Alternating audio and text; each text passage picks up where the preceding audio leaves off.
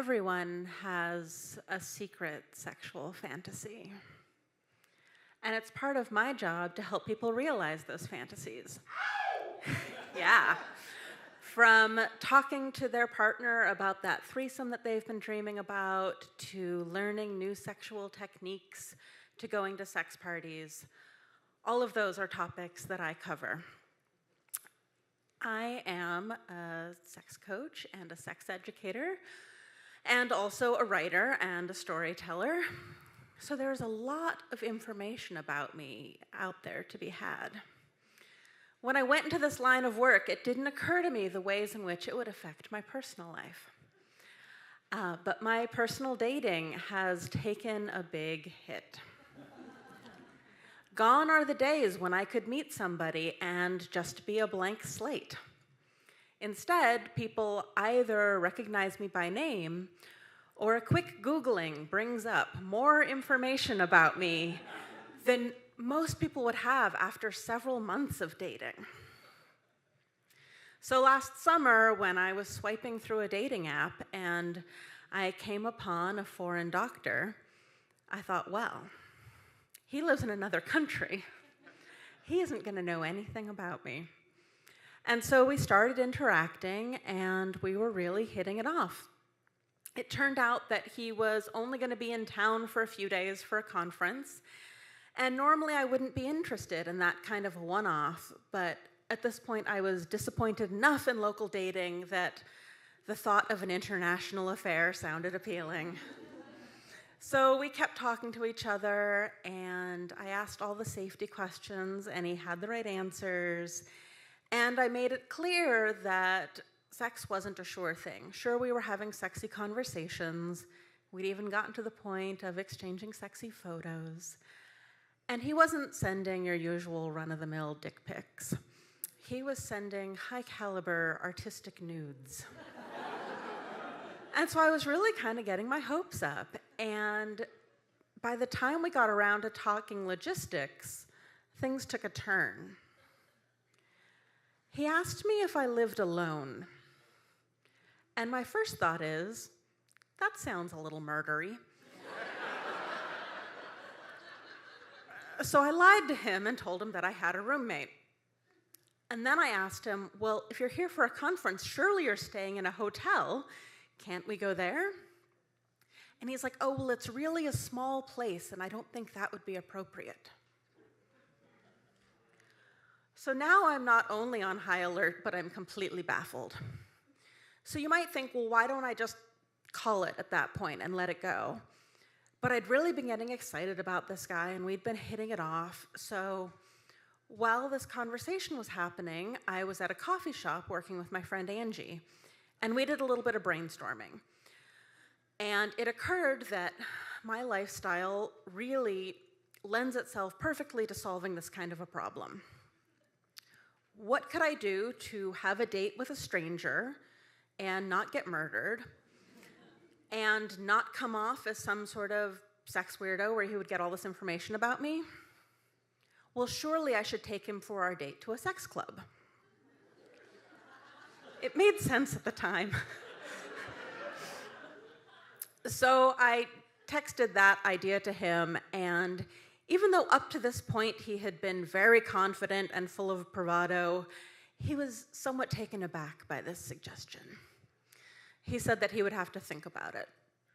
So while he was thinking, Angie and I continued talking about ways for me to not get murdered, and she decided that she would bring her date for the night to the club as well. So not only would I be going to a public place, but I would have backup.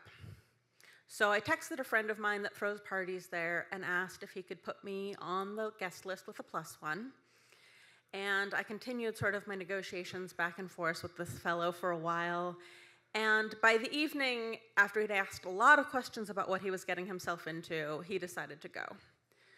So we just agreed to meet up on the street outside of the club. And I got there a few minutes early. And so I was there in time to watch him walking up the street. And he was tall, and he was just as handsome as his pictures. And when he got up to me, we did that sort of like first date thing that you do if you've met on the internet, where you're establishing if that's the person that you actually saw pictures of, and is this the person I was actually talking to?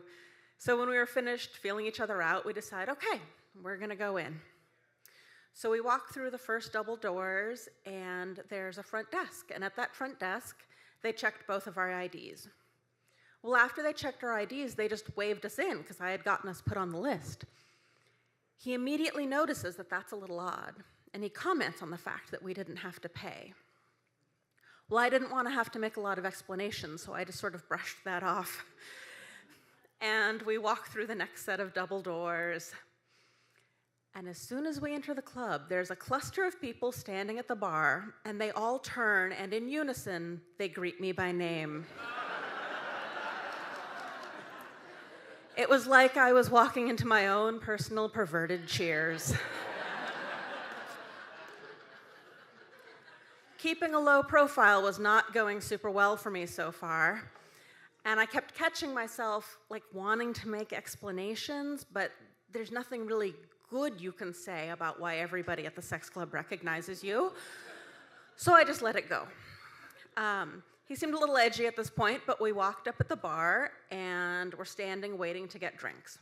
As you stand at the bar, there are a couple of TV screens that rotate through advertisements for upcoming events, advertise the various club rules like don't be creepy, and they also, for filler, show images that have been in their various erotic art shows. Well, so it turns out that I've been in a few of their erotic art shows. You see where I'm going with this. We're standing there waiting for drinks, and a naked picture of me is displayed above the bar. So he notices this. And at this point, he's really looking kind of flighty and like he might make a run for it. And I'm going through all these stories in my head and wanting to say things like, it's not what it looks like. But I'm also not wanting to slut-shame myself, and I don't owe him any explanations, so I just, again, don't say anything.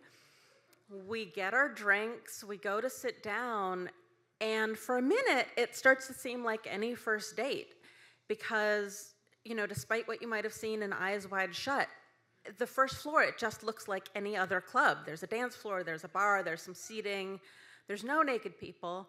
And so despite the fact that we're sitting in the middle of a sex club, we're just sitting there at a table having our drinks, and we sort of fall into that first date banter. And the rapport that we'd had online comes back, and we're hitting it off.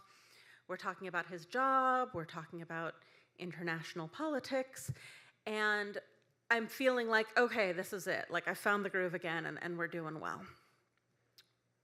Well, I hadn't set up a he's not an axe murderer signal with my friend Angie. So a few minutes later, she and her date arrived and joined our table. A few minutes into them chatting with us, Angie launches into saying things like, well, Stella and I are at sex parties together all the time. And I'm again thinking, it's not what it sounds like. In my head, I'm thinking, you know, a lot of the time I'm here, I'm hosting, or I'm working, or I'm just mingling with friends. But I know enough then to offer a bunch of disclaimers. That doesn't make anything better. So I just sort of laugh it off and we keep chatting. After a couple of more minutes, Angie proposes that the four of us go and get a room together. This had not been part of what she and I had talked about in advance. And I assumed for sure my date is going to balk at this. But to my great amazement, he is wide-eyed but interested. So we have a quick little negotiation that it's not that the four of us are going to play together, we will just play adjacent to each other.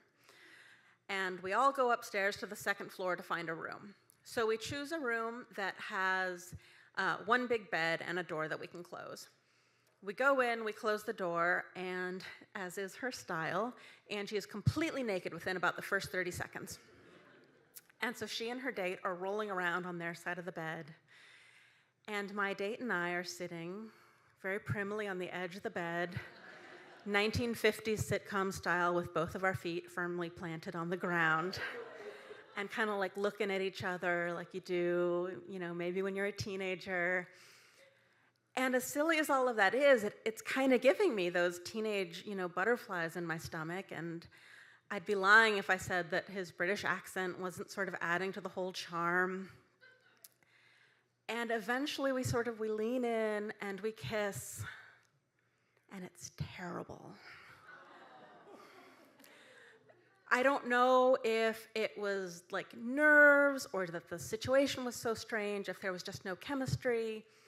I also was beginning to suspect that when we'd been chatting online, he was used to coming into situations being the more experienced one. And as the evening had gone on and he realized more about my level of experience, that his confidence and also his interest in me was rapidly fading. So I was thinking maybe we would work it out, a little bit more kissing, we would find our groove. We did not. So after a couple more minutes of awkward kissing, he says, I think I need to take a minute. And so we stepped out of the room that we'd been in, and we sit down at the rack that there is on the second floor there, and it's a sort of a bench and tables around what are known as the orgy beds. At this particular moment, there was nobody playing there, but there was a large screen showing graphic pornography. So for somebody who needed a break from a sexual environment, this was maybe not quite the best spot for it. So we sat down at the bar, and he thanks me for a very interesting evening and says that he thinks that he needs to go and be alone and process for a while. I asked if he would like me to at least walk him out of the club, and he says, no, thank you. So my attempt at meeting someone who didn't know anything about me and having them not think I was a sex weirdo failed spectacularly. I said at the beginning that everyone has a secret sexual fantasy. Do you want to know mine? It's not that I don't love the threesomes and the orgies and the sex parties, but what I actually spend a lot of time fantasizing about is the stuff that all of you probably think is boring. What I'm fantasizing about is someone to cook dinner with, someone to snuggle and watch a movie with, and I might even trade you the sex parties for it.